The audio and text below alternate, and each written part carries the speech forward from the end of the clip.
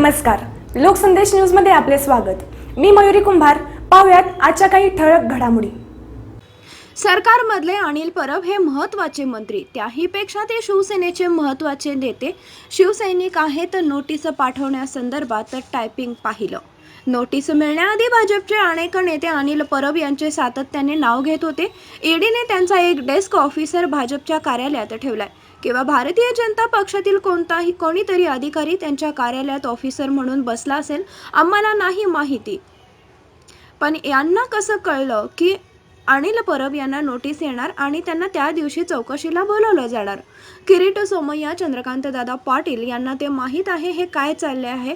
येऊ देणार नोटीस, ते आमच्यासाठी प्रेमपत्र आहे। राजकारणांमध्ये अशी प्रेमपत्र काम करणाऱ्या माणसांना येत असतात। आम्ही त्यांना उत्तर देऊ, आमच्यावर कायदेशीर कारवाई होते, त्यासाठी आम्ही काय धमक्या देणार नाही। प्रधानमंत्र्यांना किंवा गृहमंत्र्यांना आणि कायदेशीर कारवाईला पूर्णपणे सामोरे जाऊन यंत्रणेला सहकार्य करून अनिल परब हे त्यांच्या उत्तरे देतील ते समर्थ आहेत। अशा नोटिसा आमच्या घरी देखील बऱ्याच आहेत, त्यात विषय देत नाही, चौकशीला या असं सांगतात। अनिल परब रत्नागिरीचे पालकमंत्री आहेत। अशाने शिवसेना सरकार कमजोर होईल, वाकेल सरकारला तडे जातील आणि टपून बसलेले डोमकावळे आहेत त्यांना काही फायदा होईल, असं काही होणार नाही। असे अनेक घाव आम्ही पचवले आहेत, कायदेशीर किंवा बेकायदेशीर सगळ्याच प्रकारचे। तुम्ही आमची चिंता अजिबात करू नका, अनिल परब यांची ही चिंताही करू नका। केंद्रीय मंत्र्यांवर कारवाई झालेली कायदेशीर कारवाई होते, ती देशात कोणावरही होऊ शकते। जबाबदार व्यक्ती कायद्याचं पालन न करता ठामपणे बेजबाबदारपणे वागत असे, त्यांच्यावर कारवाई होऊ शकते। महाराष्ट्राच्या एखाद्या मंत्र्याने अशी भाषा वापरली तर त्याच्यावर कारवाई होऊ शकते, माझ्यावरही कारवाई होऊ शकते। कायद्यांचे उल्लंघन करणाऱ्यांवर कारवाई करायची नाही तर मग काय करायचं, आरती करायची का? जोरदार पदावरील व्यक्ती आणि त्यांचं कुटुंब असतं, अशा लोकांनी जास्त जबाबदारीने वागायचं असतं। मुख्यमंत्र्यांच्या जवळचे खूप लोक आहेत। मुख्यमंत्र्यांच्या जवळ एक नेता नसतो, अनेक नेते आहेत। अनिल देशमुख देखील मुख्यमंत्र्यांच्या जवळचे आहेत, पवार साहेबांच्या जवळचे आहेत। नोटीस आम्हालाही आली होती। इशाऱ्यांची आम्ही पर्वा करत नाही। तुमच्या हातात चौकशीची शस्त्र आहे, ती कमी वापरा। अमानुष हल्ला हरियाणाच्या सीमित झाला, हा सैतानी कारभार होता। मोदींच्या उपस्थितीत जालियनवाला बाग संदर्भात कार्यक्रम सुरू होता, तेव्हाचा हल्ला झाला। या शेतकऱ्यांच्या रक्ताची किंमत सरकारला मोजावी लागेल। देशभरात मंदिरं उघडलेत का पहा।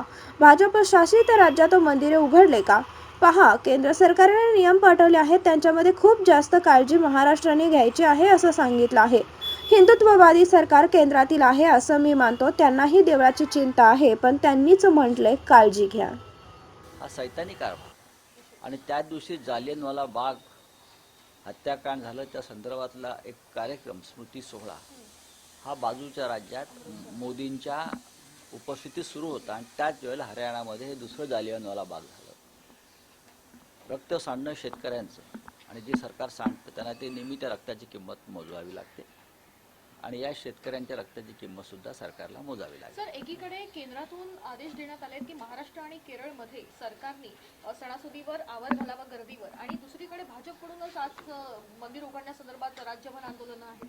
नाही, देशभरात उघडलेत का पहा, त्यांच्या राज्यात उघडलेत का पहा। माझ्या माहितीप्रमाणे केंद्र सरकारने जी ॲडवायझरी पाठवलेली आहे त्याच्यामध्ये खूप जास्त काळजी महाराष्ट्र केरळ यात घ्यावी असं म्हटलं आहे। आता हिंदुत्ववादी सरकार हे केंद्रातलं सुद्धा आहे असं मी मानतो, त्याच्यामुळे त्यांनाही देवळांची चिंता पाहिजे, पण त्यानेच म्हणाले काळजी घ्या। हिंदी में जानना चाहेंगे जो अनिल परब को नोटिस दिया गया है ईडी की तरफ से, उसके बारे में जानना चाहेंगे। देखिए, हमारे एक मंत्री है अनिल परब, परिवहन मंत्री है, ट्रांसपोर्ट मिनिस्टर है, उनको ईडी से नोटिस मिला है अचानक। ये नोटिस मिलना ये कोई बड़ी बात नहीं है, ये कोई डेथ वारंट नहीं है, ये हमारे मेडल हो गया। ऐसे हमारे पास लव लेटर्स आने लगे हैं, इसलिए कि सरकार 2 साल पूरे हो गए हैं, 3 साल पूरे करेंगे। महाविकास आघाड़ी की सरकार मजबूत है, मजबूत चलेगी। वो दीवार टूटती ही नहीं, कितना भी सर पटक लो, वैसी मजबूत दीवार है सरकार। 2 साल सर पटक पटक की दीवार टूटती नहीं, तो ऐसे लव लेटर भेजने शुरू किए हैं। हम उस लव लेटर का स्वागत करते हैं ईडी। आप एक प्रिंटिंग में हजारों लाखों निकाल दो और हमारे लाखों शिवसैनिकों को भेज दो, इस प्रकार से हम रेडी है कर। Good morning sir. Good morning sir. ED ने सम्मन दिया है जिसको मेरे को मेरे को भी दिया था ना।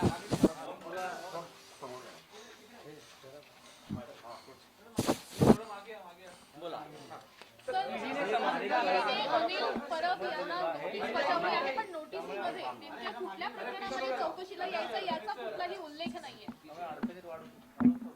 कोणाच्या अडचणी? एक लक्षात घ्या, अनिल परब हे सरकारमधले एक महत्त्वाचे मंत्री आहेत.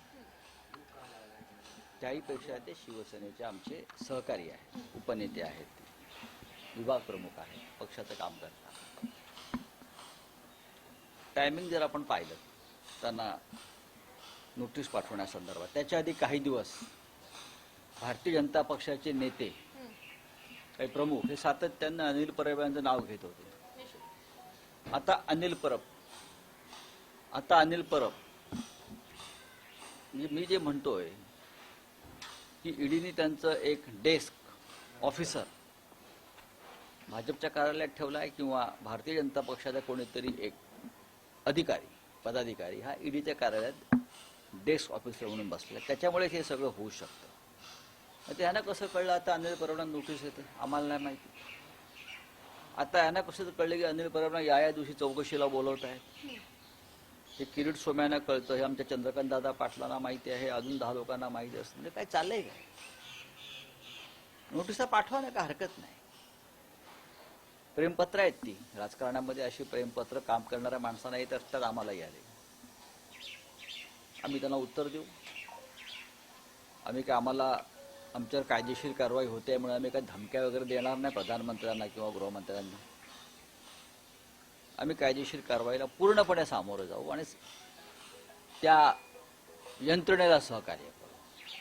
शेवटी अनिल परब हे त्यांचं उत्तर देतील, ते समर्थ आहेत. कुठलाही विषय मांडलेला नाहीये, फक्त चौकशीसाठी 11 वाजता उपस्थित राहा असं लिहिण्यात आलं. साधारण माझ्या माहितीप्रमाणे अशा नोटिसा आमच्या घरी सुद्धा इथेच आलेल्या आहेत. त्याचं अध्ययन आम्ही केलं की त्यात विषय देत नाहीत, चौकशीला या इतकं सांगतात.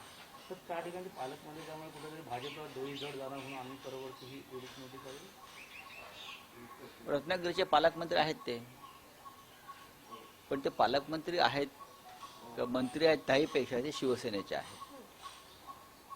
आणि अशानं सरकार किंवा शिवसेना कमजोर होईल.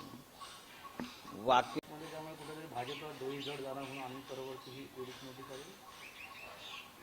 रत्नागिरीचे पालकमंत्री आहेत ते, पण ते पालकमंत्री आहेत किंवा मंत्री आहेत त्याहीपेक्षा ते शिवसेनेचे आहेत.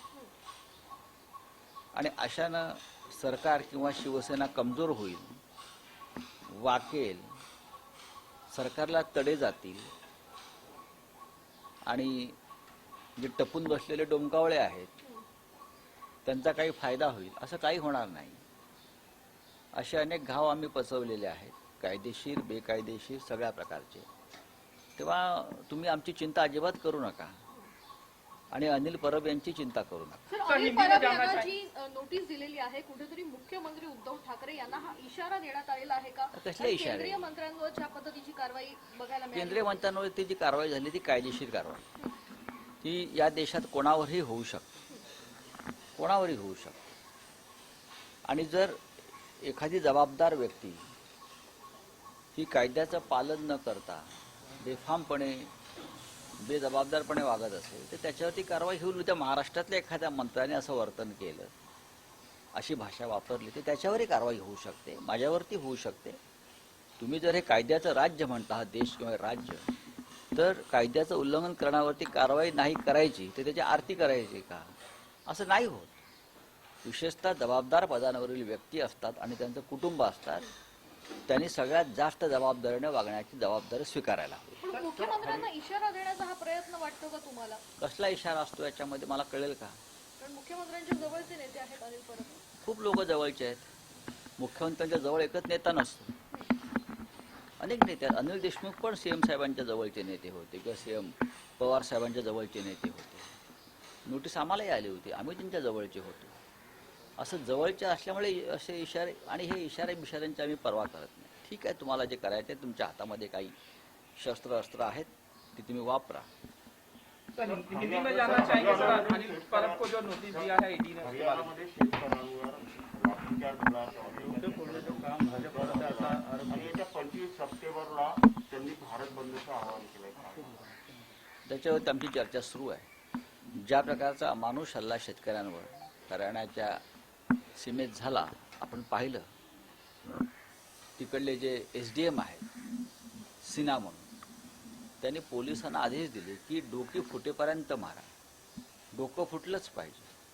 हा सैतानी कारभार आणि त्याच दिवशी जालियनवाला बाग हत्याकांड झालं त्या संदर्भातला एक